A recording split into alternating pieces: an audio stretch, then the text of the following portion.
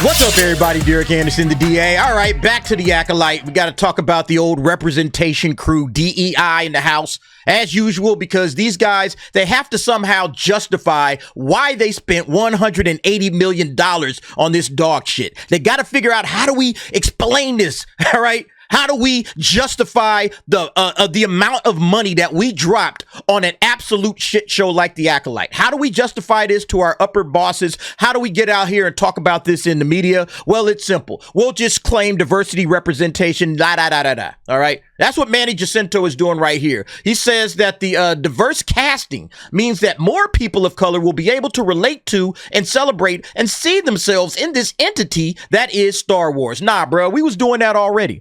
We were already on board with Star Wars long before this crap called Disney Star Wars ever came on the scene.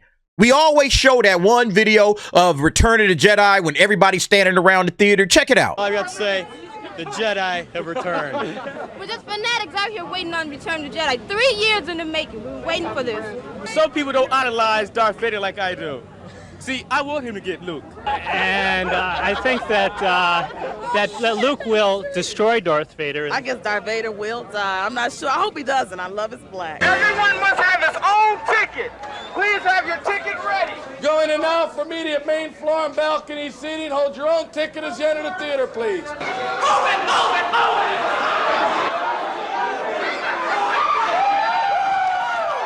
Finally, the wait is over. The fantasy unfolds.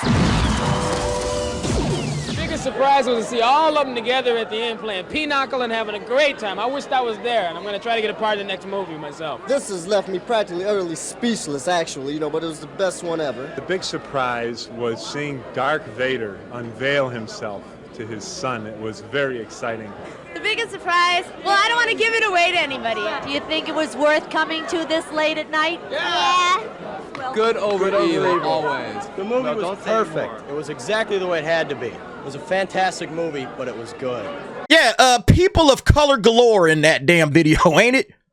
Women, men, old, young, you name it, okay? Everybody was rocking with Star Wars. We didn't need to see ourselves in this to enjoy it.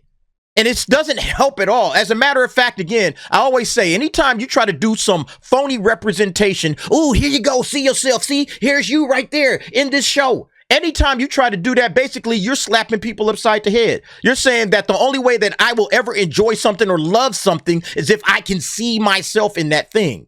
It's the dumbest argument. I don't understand where that comes from. I don't understand who in the hell ever devised that idea, except very, very shallow people, which is, I guess, full of Hollywood. That's what Hollywood is full of, right? A bunch of shallow asshats. They don't really understand human beings and the way human beings relate. So, of course, the only thing that they ever look at is stuff like gender, skin color, right? Sexual orientation.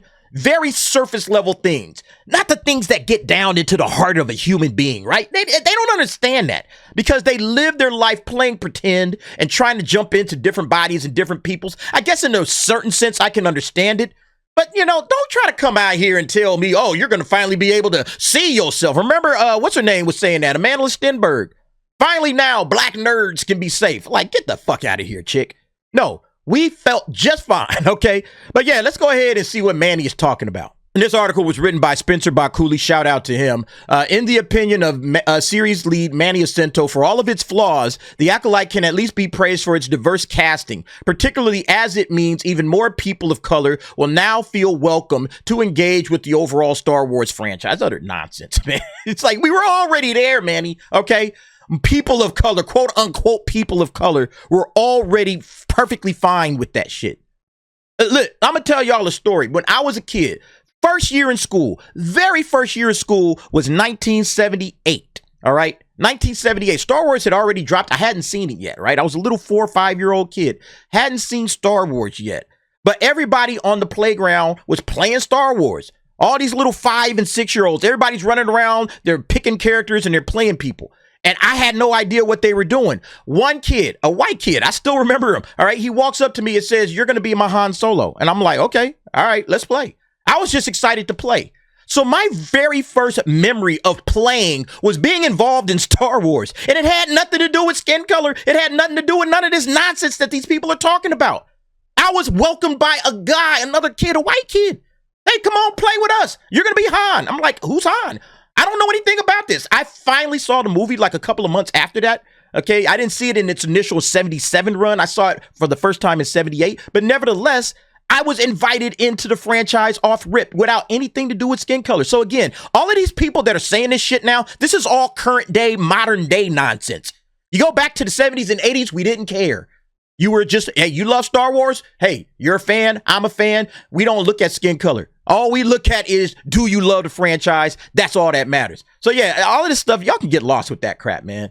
The Khmer actor spoke his thoughts on the Star Wars series representation while speaking to GQ's Yang Yi Go ahead of the then upcoming 2024 Gold Gala across industry awards show meant to highlight and honor those various Asian Americans who have excelled in their respective fields. Reflecting on his own history with the franchise, Jacinto himself, Filipino, recalled, I remember watching all the movies with my parents growing up. If I'm completely transparent with you, Star Wars was cool. It was something I admired, but almost from afar. Maybe because I didn't see anybody like me in Star Wars. It was never something I aspired to be in, the way I'd watch a Jackie Chan film or something and go, oh, I want to do that. But see, it just sounds like, honestly, bro, just to be really honest with him, it sounds like you just don't like Star Wars. It was cool, all right? It was something I admired, but almost from afar. Maybe you're just not a Star Wars fan. Maybe that's all it is to it. Not everybody has to be a fan of everything. Just because something is big, even as big as Star Wars is, it doesn't mean if you don't like it, there must be some reason other than the fact that you maybe are just not a Star Wars fan. You know? It's like, yo, maybe you like Jackie Chan films. And I don't think that has anything to do with the fact that Jackie Chan is Asian, he's Asian. Oh, I see myself in that. Or if that's the case, you're shallow. You're a shallow person. You can only rock with people that look like you.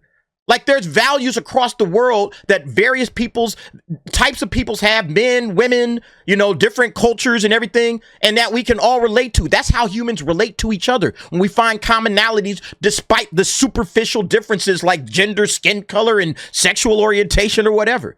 We see the commonalities. And the thing is that Star Wars has those commonalities.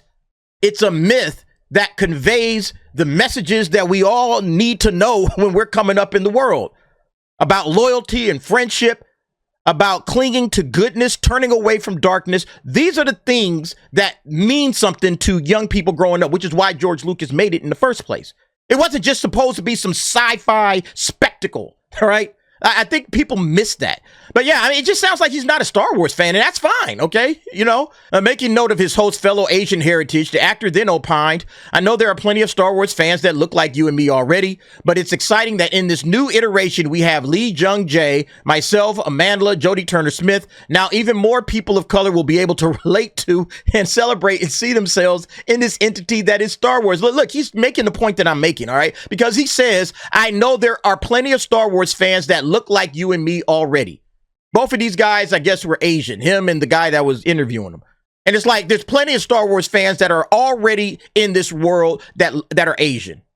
But they didn't need to see an Asian person. There's not that much Asian representation in Star Wars, right? They didn't need to see an Asian guy to like it. Just like I didn't need to see a black guy to like it or anything else. They liked Star Wars for what it was. They liked the story that was being told. They liked the characters. They liked the mythology that is set up. They liked what Star Wars was, not the fact that you have this superficial, surface level, right? Surface level representation. That doesn't mean a damn thing. That's the reason why the show is trash, because they have all of this representation and all of this surface level bullshit that doesn't really, again, get down to the heart of the matter. Who are we as people? What matters to us?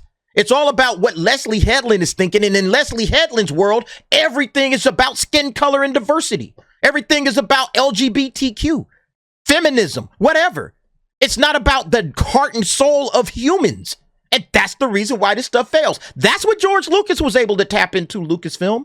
That's what y'all don't seem to understand. So yeah, here's the diversity and equity and inclusion that will help some other people. Everybody that rocks with Star Wars based on that alone, skin color, diversity, women, whatever, if that's the reason you like it, again, in my opinion, this is just my personal opinion, you're a shallow person that doesn't really understand the franchise. You don't understand what made the franchise big. All of the stuff that these cats are rocking with right now would have never gotten Star Wars to the heights that George Lucas took it to.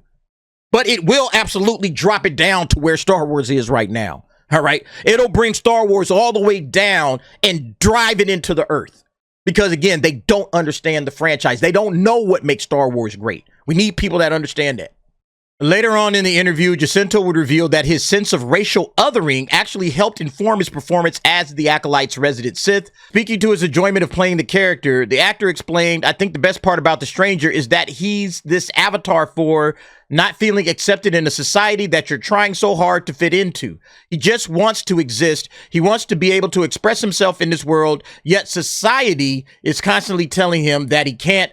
Leslie has expressed that she always felt that way as a female showrunner, as a lesbian in this industry, that sometimes people don't take her seriously, he continued. She's constantly had to prove herself in an industry that isn't very open to people like her or myself. Having an Asian identity and fitting into American society, fitting into Hollywood, I've had to fight so hard to fit in, and that's a huge aspect of The Stranger. I mean, look, you're going to come into franchises and you got to rock with whatever that franchise is. I would never try to go into somebody else's world, their franchise, and try to tell them what's what.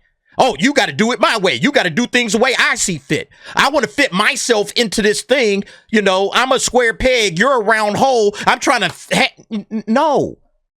Again, this is, the justification for gatekeeping. Yeah, Star Wars was just fine the way it is. We want Star Wars. There are all kinds of other entities, franchises, storylines, storytelling, characters, whatever that you can dive into. You can create your own thing. This is Star Wars. Let Star Wars be Star Wars. What's wrong with that? But see, what happens is, well, Leslie Headland, she had some, I don't know what problems she's had as a lesbian in this industry. People don't take her seriously. But at the end of the day, if you're coming over trying to make film, you got to be a filmmaker. You can't be a propagandist. We see that's not working. So maybe that's probably Leslie Headland's problem, is that she wants to spew propaganda. But now they're trying to spew propaganda through popular franchises, big IPs. So I don't buy it. No, I'm sorry, man. Yeah, there's a certain truth to some of this stuff. Don't get it twisted. There absolutely is. But when you're talking about a franchise, nah. I don't buy that crap at all, okay? You're not accepted into this franchise right now by a lot of fans because you didn't give us Star Wars. You gave us some other trash. You gave us what you wanted to give us instead of giving us the legitimate article. Give us Star Wars or fuck off. That's what we're saying. It's as simple as that, really, okay? And until Lucasfilm does that, they can come up with all the excuses, play all the sob story warrior. Oh, poor me. I don't care, okay? You didn't do the job. You didn't get the job done. So, again, sorry, your show is getting dog walked and trashed. Yep, still sitting at 16%. I expect this score to go up. All right, I expect this score to go up. Look, the tomato meter's already jumping up a couple of notches. I expect this score to go back up because all the review boosters are coming through to try to help this shit show out. Anyway, folks, y'all let me know what y'all think about this. Again, man, I'm tired of all of this DEI bullshit, and I'm going to call it out every single time I see it, especially when they're talking about my franchise, all right? When they're talking about Star Wars, I'm going to definitely call that crap out because it's utter garbage. But y'all let me know what y'all think. Jump down in the comments. Give me your thoughts and opinions on that. Thanks for watching. See you next time.